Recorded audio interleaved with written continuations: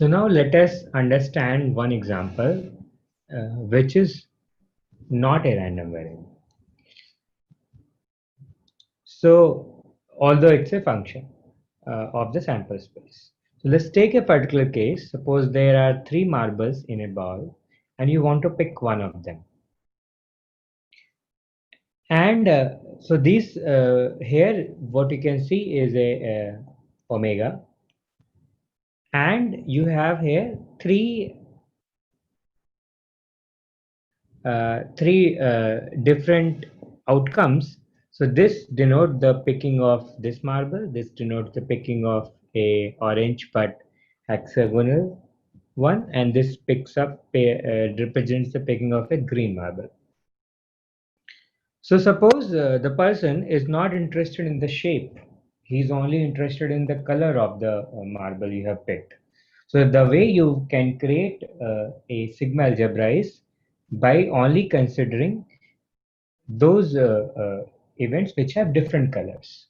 So in that case, when you create a sigma algebra, uh, you this sigma algebra will consist of these 4 values. One is empty set, which does not have any marble.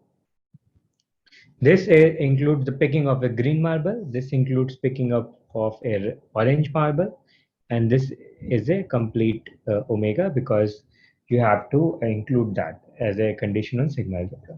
So it has 4 elements in it. Okay, and this is a sigma algebra because you can prove that union and intersection also belongs to the sigma algebra. Okay, so this is based on our interest is only looking at the color. Now if I have to assign a random variable to this, okay, so now I have specifically picked these illustration and have not assigned any number or this thing a string to represent the sigma algebra, just to make a point that at the base level omega fp, these are still physical phenomena. They are not may not be directly written in the math representations. So to be able to do any kind of mathematics over it, any kind of analysis on that, we have to convert it to numbers, right? And that is where random variables comes in picture. So we have 3 outcomes. One is picking of a first orange marble, second is picking of this hexagonal marble, and third is picking of a green round marble. Suppose someone says that I want to call it 1, this 2, and this 3. This is my x omega. Okay, so this function, this is all omegas, and this is the number you are assigned. So once you map this on real line, this will be 1, 2, 3. And suppose this is 0. So these are 3 numbers where these outcomes are mapped in. Now to be able to say that this is a random variable, we must make sure that every possible Borel set has a pre-image in the F. Okay, and why that is important will also be clear in few minutes. So you can see first, once I have defined omega and F, P would have only 4 values because it's a map from F to real line. So you will assign some number to this. You have to assign 0. Second, you have to assign some number to this. Let's call it 1 by 4, this as 3 by 4, and this as 1. This is your probability measure. Okay, it has 4 values. Now, if you ask me what is the probability measure of this set which only have 1 orange marble, okay, we do not know the probability measure of this because it is not in F. We do not know. Only thing we know that probability of picking this or this is 3 by 4, but we do not know the individual probabilities of picking them up. They can be half of these or can be anything. We do not know. So once we have this, now let us see whether this is a random variable or not. So let's take this set, right? This is a Borel set on real line. What is the pre-image of this? So this is the pre-image of would be all omega, which maps to number 3. Okay, and only omega which maps to number 3 is this green marble, picking up this green marble. So your set will be this. The pre-image of this set is a thing which a green marble. This is green. Is this set belongs to F? Yes, this set belongs to F. So this is okay here. Let's take another set,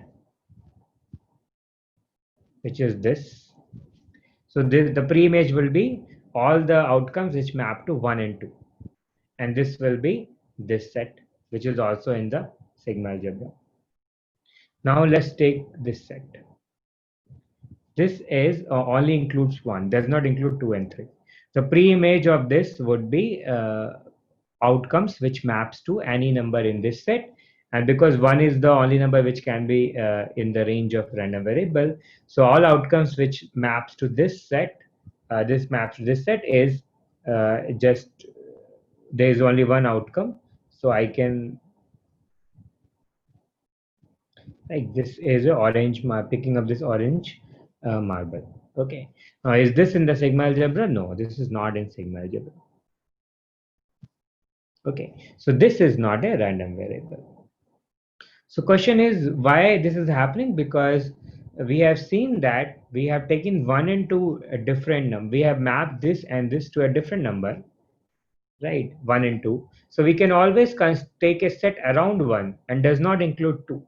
And once we do this, the pre-image will only contain one outcome mapping to 1. So in this case, when you pre-image will not be an F, because in sigma algebra, these two are together.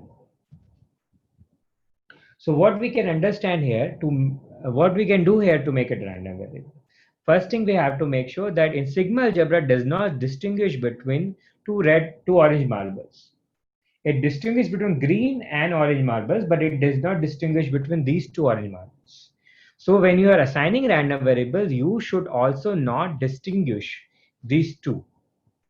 You should always map to the same number. If you map these two at a different number, you can always construct a sigma, a Borel set around the first map, and then the pre-image will only contain this, which is not in the sigma algebra. So to be able to make it a valid random variable, let's map it this also to 1. Okay. In that case, if you take this set, no outcome maps to this, so this is just empty set, which is also in the sigma algebra. And if you take this, you will get a pre-image will be these two outcomes. So the pre-image will be this set, which is there in the sigma algebra. There's no way you can create a Borel set here which will separate these two out because of the mapping you have taken. So this new random function would be a random variable. So one thing to notice here in general, although there is a complete a formal way to prove random variables where something some function is a random variable or not, there is one intuitive way to understand that if random variable is such that it distinguishes two outcomes which are not distinguishable in the sigma algebra, then it will not be a random variable. Random variable should not distinguish between two outcomes which are not distinguishable in F.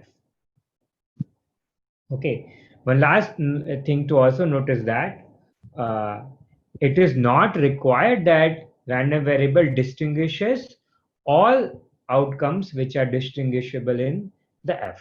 Okay, so I would say it again. It is necessary that random variable does not distinguish two outcomes which are not distinguishable in F.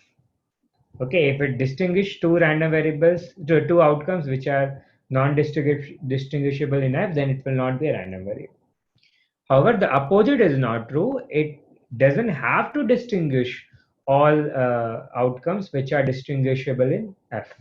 For example, in this sigma algebra, green and red marbles are distinguishable. But here, if I assign green also to 1, I'm not distinguishing between orange and green, this will still be a random variable, because you can see now two maps pre-image would also be 5, pre-image of 3 will also be 5, and the pre-image of 1 would be complete omega, because it will all outcomes maps to this, and this omega is still in the sigma algebra. So that is completely fine, right? And you can formally understand this. If two events are distinguishable in this, then of course their union will also be there in the sigma algebra. So if you map to them in the same number, the pre-image would be the union of these two uh, outcomes, and that will also be in the sigma algebra.